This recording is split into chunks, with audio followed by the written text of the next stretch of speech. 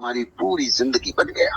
अब तुम इस कागज के टुकड़े के साथ नौकरी ढूंढते हो, किसी कंपनी में, किसी दफ्तर में, किसी सरकारी विभाग में, और जब तुम्हें नौकरी मिल जाती है तो तुम सोचते हो बस अब मैं सुरक्षित हूं, अब मैं सेटल हो गया। मगर सच ये है, अब तुम गुलाम हो गए, पूरी तरह गुलाम।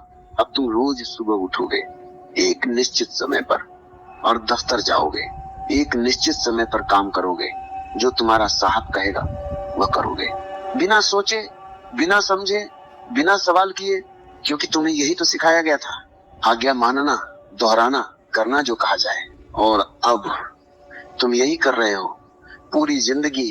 यह है तुम्हारी शिक्षा का फल, यह है तुम्हारी डिग्री का परिणाम।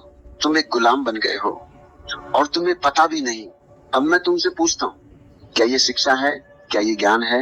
नहीं, ये सिर्फ प्रशिक्षण है, गुलामी का प्रशिक्षण।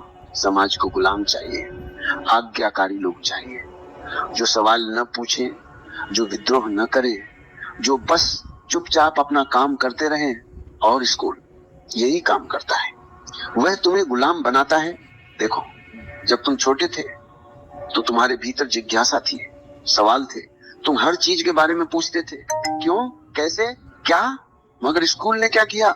उसने तुम्हारी जिज्ञासा मार दी, तुम्हारे सवाल बंद कर दिए।